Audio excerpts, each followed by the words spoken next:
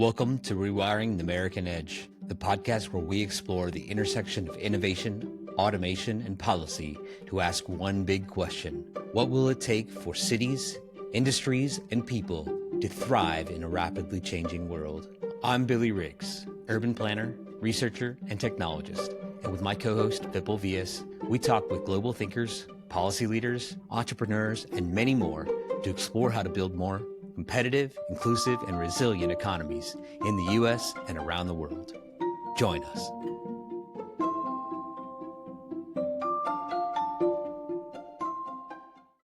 So welcome to Rewiring the American Edge. I'm Billy Riggs, and this is our 6th episode, and super excited today to host Ruth Whitaker and from the Chamber of Progress. If you joined us last time, we had an interesting discussion about guarding the gates, but the future of how we think about sharing knowledge across borders, sharing ideas across borders. Check it out. We are a spinoff of the autonomous vehicles and the city initiative, focusing on innovation, entrepreneurship, all things jobs, the economies, but also entrepreneurship and innovation, but really spinning off of this idea of what's happening with the automation and innovation economy that really came about based on my work in transportation and autonomous vehicles and Vipul's work in this idea of generative AI. So it really all became apparent based on this work that we were doing in the tech space. So we're really excited today to have someone that's done some work thinking about the future of jobs and tech. Today we have Ruth Whitaker from the Chamber of Progress. Vip, Ruth, yeah, let's talk how the workforce is going to evolve in the future. All right. Hey, Vip, how's it going? And welcome, Ruth. Really excited to host you and talk about the future of labor. Ruth, before I spoil introduction, Ruth Whitaker, Chamber of Progress, would you like to introduce yourself to our vast global audience? Sure, yeah. Excited to be here. I'm the Director of Civic Innovation Policy at Chamber of Progress, which is a tech industry coalition. So we represent a pretty broad swath of the tech industry, but my role in particular focuses on autonomous vehicles in addition to a number of other sort of tech services that interact with the physical infrastructure of our lives, how we get around, how we get food, where we work, and how we earn. That's cool. Yeah, and I think one of the things I was really interested and excited about talking to you on our podcast and as a part of our autonomous vehicles and the city initiative is frankly talking about this. One of the, I think, the most misunderstood issues is kind of in this automation debate is kind of not only the jobs we're losing, but the jobs that we're not seeing. And what I consider the back of house industry. And I think Vipul, maybe you talk a lot a bit about this kind of like the job amplification, but also Vip, I mean, you talk a lot about kind of amplification, but also retooling and kind of like how we need to kind of prepare for the future. Vipul, I don't know if you want to kind of like add to that a little bit. Sure. In terms of preparing for the future, I don't think we know what the future is or what it's going to look like, really. And so, at least I don't. Yeah. Given, there's a bunch of hypotheses we can make. But the question in my mind is, do you make some bets, conscious bets as to where things are going, and put your chips down on those bets, like where you need to? And this is sort of the way that China operates in some regard. You have a central command economy, and you can say we're going to bet on EVs, we're going to bet on green tech, and we're going to bet on these collection of different technologies and spaces that we think represent the future. And so you have that approach. The other approach is maintaining absolute maximum flexibility and a very decentralized, fragmented landscape with minimal regulation or minimal encumbrance to people just having thousands of different ideas and one of them emerging. So if you look at warfare right now, and I'll wrap this up, but no one anticipated the way things were playing out in, say, Ukraine, or even the recent India-Pakistan conflict, where you had a lot of drones and AI-based fighting tools that we hadn't seen before that dominated the landscape. And so that's not where the U.S., from a command perspective, as an example, has been making its bets. It's making it with like Boeing and Lockheed and whatnot. And then you have Anduril, which is this thing that's happening on its own on the side. And the point of that analogy is that in the U.S., if we just sort of left it to making bets centrally, then, and that was all, then we would have missed things. Now there's a compromise. I think that the Chinese approach is just two example, between the Chinese and the American approaches, is that they've made massive strides in certain areas, but there's also potential misallocation of capital and resources by virtue of that. And in the U.S. system, we've kind of done a little bit of both in probably the suboptimal way, not good at either. So we got to fix that. That's a real problem, actually. And I think Jamie Dimon said it best recently, where we are right now probably our own worst best enemy, or we're our own worst enemy. Best enemy is probably just the same. In that we have not sort of let people do things in a way that explores lots and lots of ideas, although we still have that attribute. But at the same time, we put up tons of encumbrances, and we can't even seem to get big stuff done well. And I'll wrap on that point. I promise I'm stopping here, in that I don't think there's a single naval program in the last 20 years that's been successful. F-35 cost $1.3 trillion. We can't get a single mile of high-speed rail done. And so we can't do big things. And we're probably encumbering the development of a lot of little things, which, if you believe my framework, if you go one or the other approach to prepare for the future, then right now we're not really set up well for either. So I'll stop there. So Vipul is always emphasizing, how do we build stuff? But Ruth, one thing, when I read your report after we met, one particular stat always lights up for me is every 1,000 autonomous vehicles that gets deployed creates 109 jobs. And it's before I spoil all your talking points. And I think for me that creates this narrative that automation isn't just about displacing workers. It's about reinventing labor. And that really fits into this narrative that Vipul just described, that's about how we reinvent the future of work, and about how we I think we rebuild the way we build stuff from the ground floor up. And maybe you could walk us through kind of the way you think about the future of the workforce, and some of the stuff that you've been thinking about at the Chamber of Progress, and the future of the workforce in kind of some of your reports about automated vehicles. Yeah, absolutely. And I think that what's interesting about autonomous vehicles that might be different from other forms of automation is that there is, right, this system that's driving the car itself, right? And so in one sense, we don't need a human to drive the car, which is going to create all these safety benefits and benefits for other road users. But then on the other hand, you still need a physical car, right? You still need the physical sensors to make the car work and to support this operating system. You still need to build the operating system. And there are all sorts of other things that need to happen in order for that car to move that can't be automated, and that are still going to rely on human labor and human expertise, to say nothing of all of the other skilled work that goes into maintaining a car fleet, right? So in a sense, autonomous vehicles rely on a lot of sort of traditional job models, right? Car production, particularly in the US, has been a very stable source of employment for the last century. But then it's going to sort of reapply a lot of skills that already exist into building a new product, as well as bring in new skills, new designs, new labor requirements to reflect the future of sort of where this technology is going.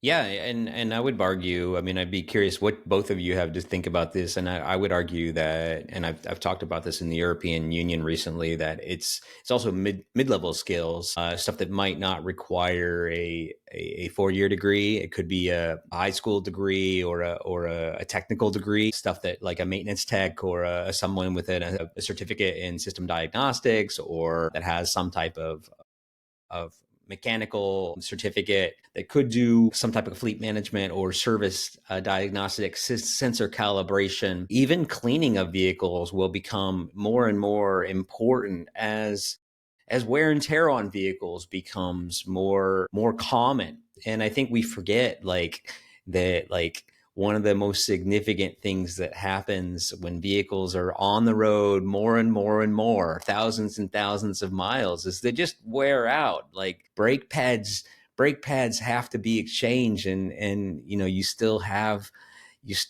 bumpy roads that aren't paved. And I'd be curious kind of what you all think about like this notion that like middle skilled labor may be something that we really need to invest in. Yeah, our study sort of goes into this in particular. We broke out the different industries involved in AV production and maintenance into five broad categories, which is STEM production, STEM jobs, production jobs, sales jobs, maintenance, and then general business support. And really, for 3 out of 5 of those categories, you don't really need a traditional bachelor's degree or advanced education, particularly production and maintenance. Those have traditionally been, to your point, middle skill jobs that might require certification or some specific trainings, but not a traditional bachelor's degree. And increasingly, what we're seeing in STEM jobs, even, is that what's more important is job experience rather than traditional education. And so, again, having on the job experience with coding or with mapping software might be more useful than having a traditional educational background and getting those jobs, which means that in the future, these jobs are going to be accessible, which is really exciting. I love it. Vipul, I used to love that show. Do you guys remember that show Dirty Jobs on like Mm-hmm. cable television? It just reminds me of Mike that show Rowe. where the guy used to like crawl into sewers. Yeah, I feel like that's the future. I think he's been saying that. Rowe, I think has been saying that for some It is, yeah, time. Mike Rowe. And he's actually based out here in San Francisco, funny enough. Actually, with autonomous vehicles, which you guys are actually much more bigger, have significantly more expertise in, I do, I think about it and go, are we moving towards car as a service as opposed to, forcing vehicle ownership on everyone? I actually think, if I step way back and look at AI and the future in general, we have structured society, our built environment, for a way of living in life that may be changing significantly. And I think Billy, you're probably well aware.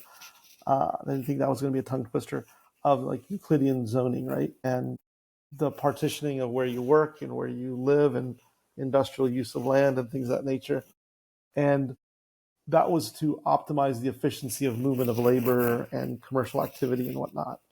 And with AI and people having a different role, to some extent in society, I think we may have to revisit that. And when we had this type of zoning, this type of built environment, you needed a car, and car ownership was critical. You probably still do, don't get me wrong, but you need to own it and all of the encumbrances that car ownership brings along with it. And where I'm going with this is that what gets freed up for a person when they don't have to possess, a 1-ton vehicle that they have to park, maintain themselves, take care of. Now that's sort of more centralized potentially. And, cars are built more like airplanes, like a 737. Well, I mean, it's a bad analogy. A 777 is meant to be in the air almost all the time to make money. And so cars will probably be built very differently. They'll probably be maintained very differently, I'm guessing. But in terms of what people will be able to do with not having to spend probably several $1,000s a year on keeping a car, and the buy versus make decision becomes different. They don't just buy the service. I think that's really interesting in terms of how much cash, how much I mean, what kind of resources that frees up for people, but then also what is the implication on our built environment by virtue of that? And I don't know those Yeah. things, but I think there's going to be implications. Well, yeah. I mean, I think that there are a couple things embedded in there, and I think that is a chunk of research that I look into, and it's stuff that I think that's peripheral to this dialogue. But I'm not sure if you took this on in terms of in your report, but it is interesting when you think about this idea of the kind of the I would call that the transportation credit, or this idea of the transportation credit mortgage in your whole package of living expenses. And if you could reduce one piece of that, then, or you could reduce your piece of your transportation costs, then you could actually spend more on your housing. And that was one piece that you could actually increase housing affordability, was actually reduce housing costs, or you reduce transportation costs, and you could actually increase the total amount that people could spend more on housing. And that was actually one way people could thought that you could actually increase housing affordability.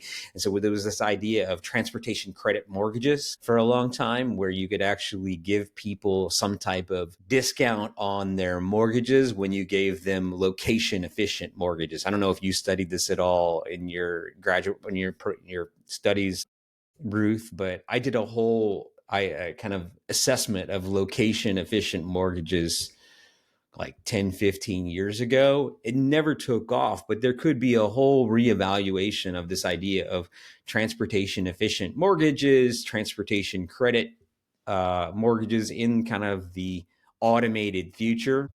I think it does raise an interesting point when you think about the sort of transformational effects of autonomous vehicles. When we talk about AVs, it's not just thinking about sort of a one-to-one replacement of like personal cars, right? There's a Mm-hmm. lot of other applications of this technology. We've seen it in automating public buses or shuttles that connect more people to public transit systems.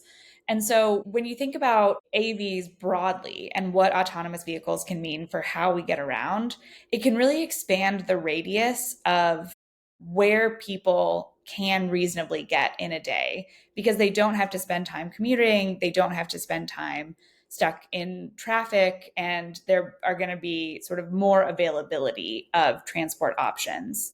So when you think about that, and especially, to your point about sort of location and mortgage, it changes the radius of a city, or the jobs that are accessible, the places that you can live when you have a wider variety of transportation options, especially when AVs complement existing public transportation systems. And so when I heard, Vipul talking to about kind of like this deeper housing affordability, or this deeper idea of kind of housing and housing affordability and kind of broader societal impacts. And then I heard you talking about kind of these broader markets of like broader vocations that are perhaps not deep tech vocations.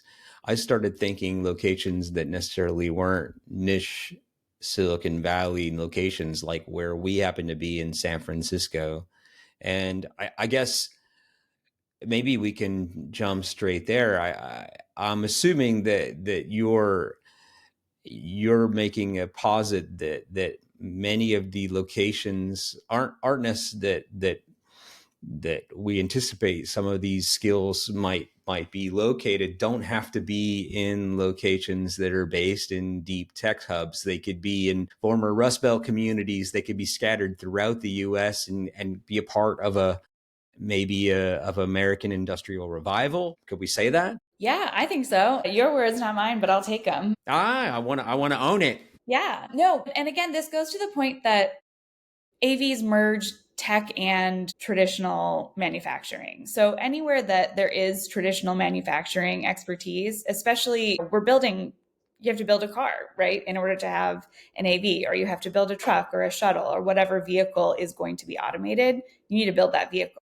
So when you think about the future of the American auto manufacturing industry, I think it has to include AVs, and it already does, right? A lot of traditional car makers are already exploring how to incorporate autonomous technology into their cars. And so this is, it looks like sort of where the industry is heading, where we're still going to be building physical cars, but the designs might be changing and the additional sensors are going to be added in order to accommodate autonomous technology. And to your point, manufacturing jobs are not necessarily in traditional tech hubs. Our report found that there's particularly a lot of opportunity for those manufacturing and production jobs in places like Indiana, Ohio, Kentucky, Tennessee, places where there have been traditional manufacturing jobs in the past that may have gone down in recent decades, but there's huge opportunity there because the expertise is there. And so one of the recommendations that we make to policymakers in our report is to really lean into that, encourage some reskilling opportunities or training opportunities to take advantage of that sort of manufacturing expertise and use it and direct it towards AV production.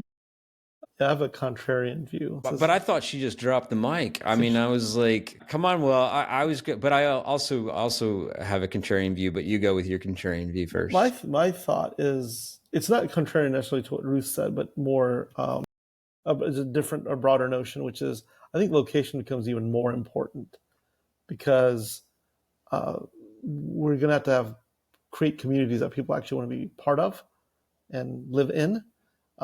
Versus, I think what they had to do before was they had to kind of just go where the jobs were. And I think there's going to be much more competition between cities for people in some sense, in that you can kind of do anything anywhere. And the traditional network effects of having certain industries clustered in certain places is probably going to be less critical. Like, you can hire technology talent, and despite the whole back to office kind of trend, I think people pick up who they can pick up where they happen to be for the price they can get them for. And so I think that's going to mean people are going to live or choose to live where it makes sense for them to live. That's at one level. Another level, on the manufacturing piece, and you guys are certainly have more expertise in this regard than I do, but I think this is let's just say, in the context of blue states like California, just a mistake in the sense that you want production and engineering and design as close to each other as possible. And we've seen the benefit of that, although Apple sort of, has these shuttles between Cupertino and China all the time to, kind of force the familiarity. But it's ideal. Like, for example, why did California let Rivian go to Georgia? You have half the state that lives in poverty in the Central Valley, and you couldn't figure out a way to locate manufacturing close to Southern California where design was taking place. I think it's just a failure of execution on the government side in many of these state and local governments to actually create things that make sense for these companies. And so the point of all that is I actually think that the more you have coupled design, manufacturing, and technology all in place, and let's be frank, most manufacturing is going to be done with robots anyway. And so, or a lot of it, the more that's all integrated and coupled, I think the better off you probably are. So we traditionally move manufacturing and, said, oh, let's move south or move to the Midwest because labor is cheaper. But I think, is that going to be the driver? Because there's not a huge amount of labor content, and the labor content that is there is high-end labor. And that high-end labor does exist in the existing tech hubs. So I don't know. I'm just putting that out there. Yeah, I mean, Vipul, I see the point that you're making. I think it's interesting because I think we see some points of friction here, even with like I'm going to put my fingers in the air now for the listening audience, and big air quotation marks, in the Republican conservative environment. We see like non-conservative values here in like non-free trade tariffs going out there, because I think interestingly, like in a free trade market, we'd see costs being driven down. We'd see a total free trade market, and like true capitalism, we'd see consumer prices, and we'd see total cross-border free trade happening. And we'd see us be able to ship raw materials from China to the US, chips back to China, chips back to, fab stuff in Indiana, ship it back to California. But that doesn't take into account externalities with regard to the environment. It doesn't take with regard externalities with regard to local jobs. It doesn't take into account the complexities that you brought up and the political, anything political with regard to local communities, local values. So I hear what you're saying, but it doesn't take into account any type of externality.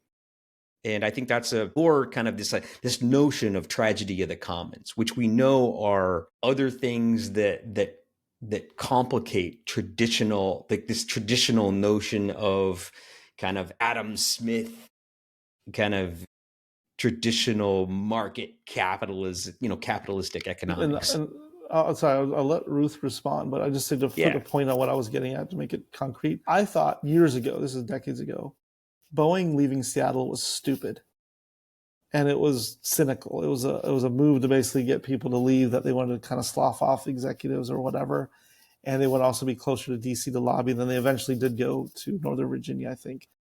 But they get further and further away from manufacturing and further away from the product, and then planes start falling out of the sky. And so that is empirically what happens when you don't integrate those things that need to be integrated. But I think here we're talking about different things. So I'll just say kind of I'm gonna pivot away from kind of what you're talking about, because we're not talking all when we talk about this labor market. And Ruth, I guess I have a follow-up question here, because I think I want to make one point here is that some of the pieces of the workforce you're talking about are some of it is manufacturing, and manufacturing in some of these things is distributed. It's not all centralized. And some of the manufacturing function is already a distributed manufacturing function. And so you have, for example, you already have a distributed manufacturing function that already exists, for example. And I have a good example in that my son is going to go work for a factory that is already in Indiana, that already exists. And it's a fourth generation factory that already can become a part of this new workforce. And the fact of the matter is, it's retooling this factory it's like, it is the title of our podcast. It's rewiring this factory to meet the demand of this new market. And it's actually retooling, I think,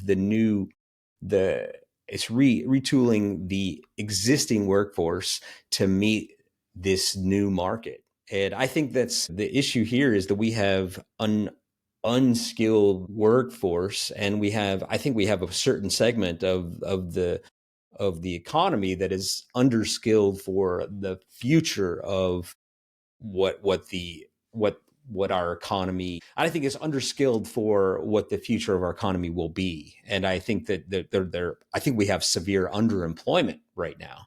We have a certain segment of our economy that is underemployed. And that is, I think maybe that is part of the discussion here. And so maybe Ruth, you can respond to that. I have another question here too, is that you mentioned our OEMs are doing things. And I would say, like, I think our OEMs are maybe not as well prepared for the automation future. And I would say, like, they're taking baby steps. And I think there's a little more system shock required in the US to take broader steps towards the automation future. And I would hope that there would be more aggressive. But I think that's a point I want to make, and less something I want you to respond to. But yeah, I can respond to both. Happy to respond to okay. both. So I think on the first sort of question of the distribution of jobs and whether it's sort of realistic to think that they are actually going to be everywhere.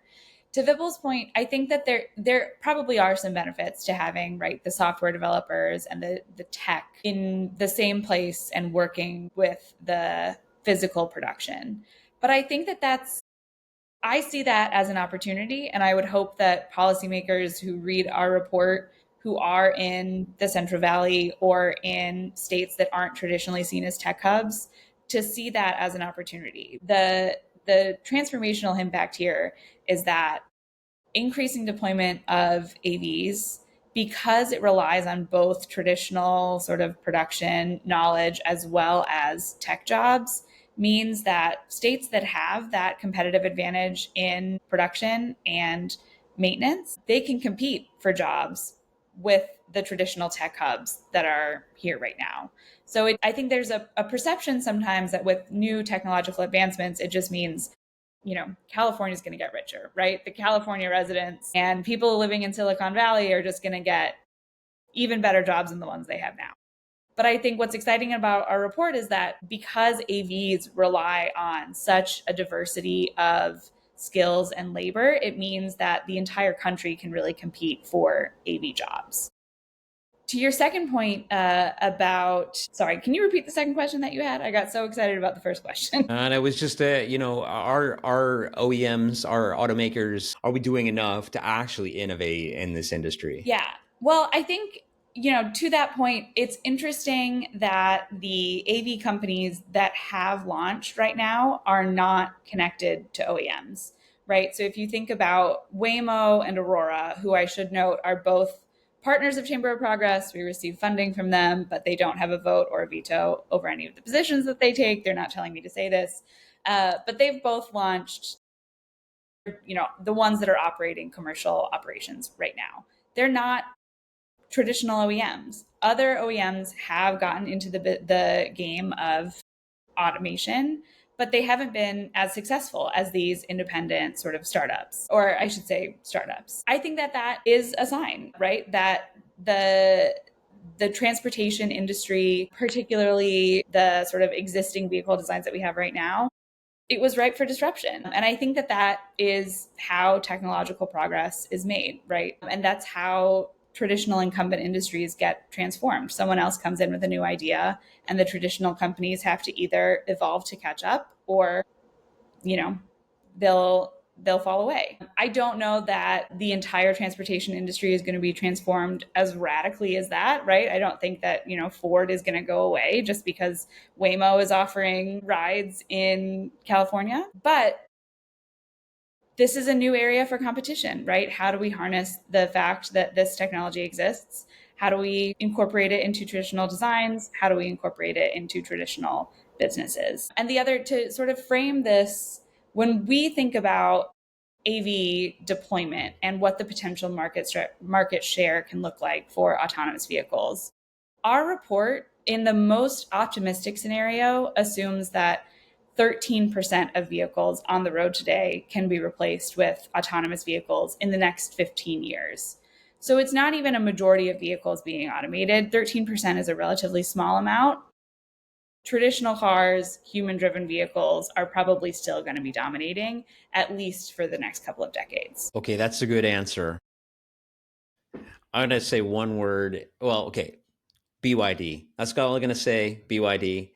But because I think there are some strong counterfactuals to the innovation of the American OEM. And all you have to do is get out of your plane in the Gothenburg airport and see what's happened to the Swedish automotive industry and realize what happens to an OEM when they stop innovating. And you see that they get outcompeted really quickly. And when you get out of the airplane in the Gothenburg airport, you see nothing but BYD ads. And then you go and you meet with all the automakers in Gothenburg, and you realize that Volvo, you think it's a Swedish company, but you realize all the investors are Geely Automotive. They're 100% Chinese owned. Yeah, they say, oh yeah, we have a Swedish board, but it's all Chinese money. Volvo, Polestar, Zeekr, all three Swedish companies. Now, sorry to break it to you, but I think that's what happens when you don't innovate.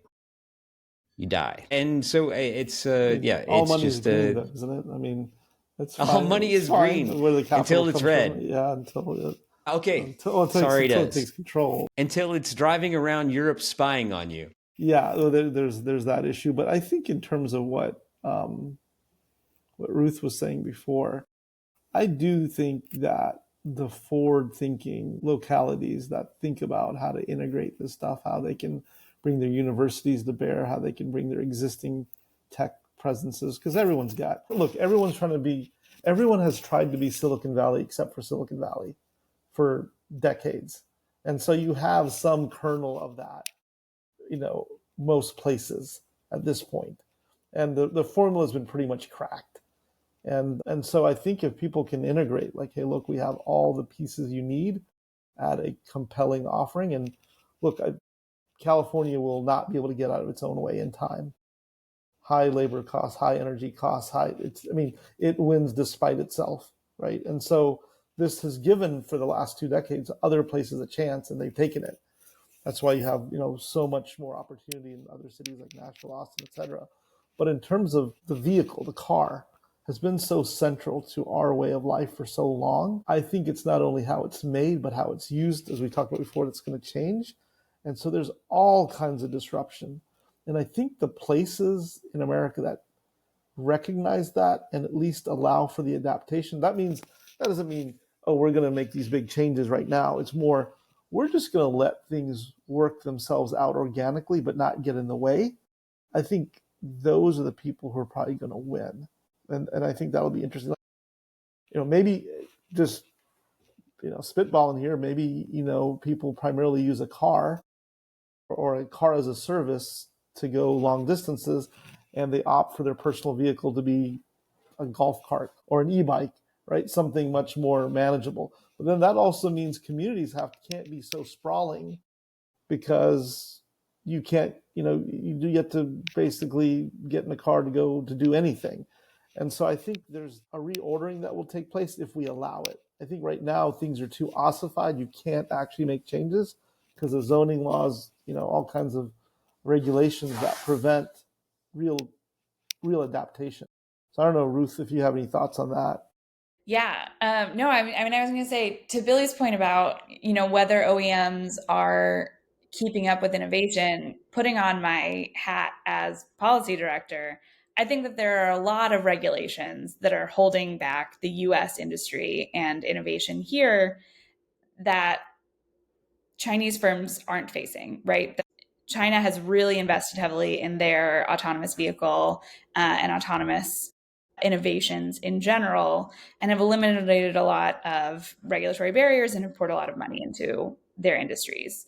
In the US, that hasn't happened. There's a lot of sort of relics of regulations that were written assuming that vehicles would be driven by a person that are holding back innovation in the US industry. And so, part of my job, one of the things that I've been sort of calling for, both at the state and the federal level, is to rethink a lot of those rules, because the US isn't operating in a vacuum. There are other countries, other global firms that are competing in this space. And if we want to be competitive, not just if states want to be competitive with each other within the US, but if we want to be competitive in a global market, we have to really rethink a lot of the regulations that are outdated and don't reflect the way that vehicles are going to move in the future.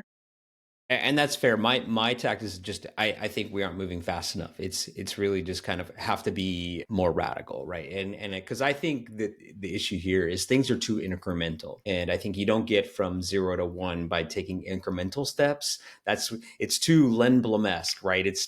We're muddling through. We can't just take these muddling steps. We have to take radical steps. And but I want to maybe I just review, because I think we talked about kind of how back of house these back of house jobs are really important. Kind of how kind of these post industrial cities, these middle America cities have a chance to benefit dramatically. But I want to pivot to narrative and narrative shift, because I do think that we have a lot of language in the US, particularly about automation equals fewer jobs. And I kind of wanted to end on this because we've been talking about this, and I love the language that is more hopeful. And that's what I really took from, and I really love the language that you all use. Yeah, we're not saying that job displacement, it doesn't exist, but there's something. This is a little more complex. There's a little more, that there is dignity of work here, and that there is a future of work that is very fertile and hopeful. And so Maybe Ruth, maybe you could talk to us a little bit about this change in narrative that you. What is your narrative in terms of how you talk about the future of jobs? Yeah, I think the summary that you had was great, right? There probably will be changes in how people work, right? There will be a job transition, some job displacement. But I think that focusing exclusively on the sort of types of jobs that may not be necessary anymore as a result of automation is only half of the equation. It doesn't consider that there will be new jobs opened up, that both new jobs that use traditional skill sets that people already have, and also new jobs that we haven't even conceived of yet. And I think that both of those are exciting, but people might feel a little daunted, right, by the idea that, you know, I have worked in auto manufacturing my entire life. This is what I know how to do. I feel daunted by the prospect of having to completely retrain and sort of, reorient my entire life around this, vague new future. But I think what's exciting about AVs is that you don't have to do that, right? There are ways to reskill and pivot jobs that already exist, expertise that already exists, and take advantage of the jobs that are opened up by this new technology. And the other thing to think about that the report really hammers home is that, again, we're talking about long timelines.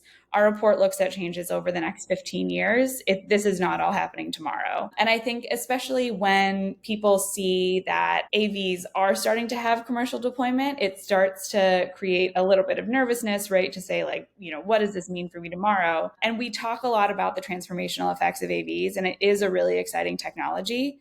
But we're just at the start. There is a long way to go before we've fully fleshed out how this technology is going to be used and before it's deployed sort of at a scale that is really going to have these transformational effects. So my message is don't panic. Yeah, it's like a Coldplay song. Vipul, do you have a message? More just that I think there's going to be a transition, back to atoms from electrons, or if you will. We're going to go back to the physical world being more relevant than Wow. the virtual or digital world, I guess is the right way to put it. So yeah, bits and bytes are going to be less important than, like I said, atoms and molecules, things of real tangible substance, because there's going to be so much that's automated that today has been requiring. I mean, we see it right now. You see a new layoff notice every day pretty much around here from the large tech companies, and they are unloading lots of engineers because they are replacing them with artificial intelligence. And so I think that AVs and transportation is one of those places that you can't, it's not all software. It's just not. You have to bend metal, you have to, make glass, you have to shape things and fit things together, and it's got to work. You can't ship things with bugs because you can't take it back and fix it later. That's called a recall, and it's not cheap. And so I think that's just we're gonna have another over the last 50 years, we've been shifting towards this direction, and we're gonna see at least a bit of a pendulum swing back in the other. That's my only. Yeah, if I had to do over again, I probably would have been a plumber. All the plumbers around here are retiring like earlier than others. Yeah. Everybody always needs a toilet to get unstuck. Yeah. But to be honest, if we look at like careers in the US, like big pilot shortage, right? If we look at like a lot of other careers, I mean, plumbers, electricians, things that are there's digital, 500,000 unfilled manufacturing jobs right now.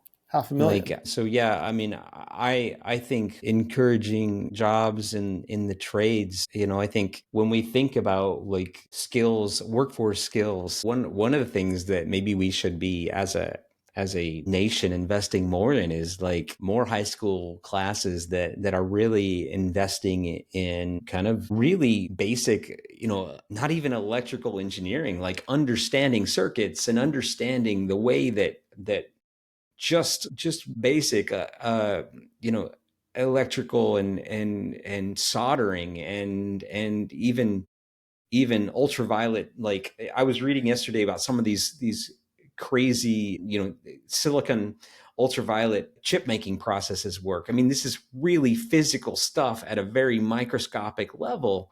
And it's super fascinating, but it is actual physical fabrication of a silicon chip. It is not, it is a physical fabrication, not a digital fabrication.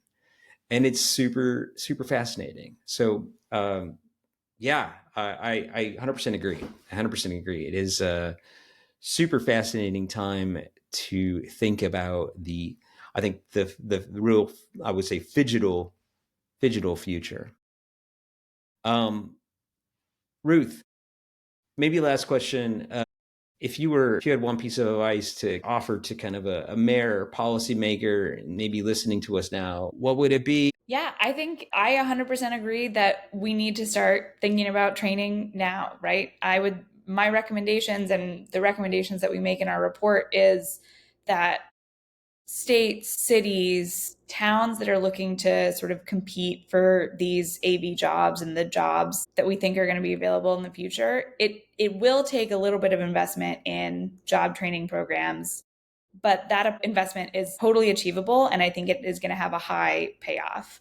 We've already seen partnerships with community colleges to develop training programs in partnership with autonomous vehicle companies so that people who don't have a bachelor's degree or a college education can still get the specific certification that they need to sort of get these new and exciting future jobs. And so there are models to work off of. And I think that it will require some investment and some willingness, right, on the part of policymakers to say things might look a little different.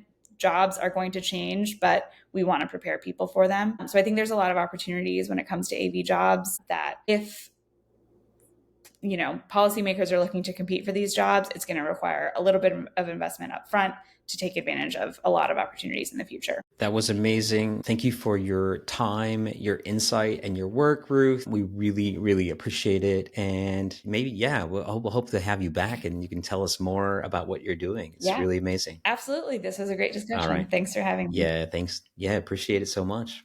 Catch you next time, everybody. Thank you so much. This has been Rewiring the American Edge, global conversations on innovation, automation, and the future of competitive cities. I'm Billy Riggs. Thanks for joining us. Our series is sponsored by the University of San Francisco Automation and Innovation Fund. If you're interested in supporting our students or work, reach out via email. Also, please connect with us on social media or LinkedIn. We would love to hear from you. Until then, all the best.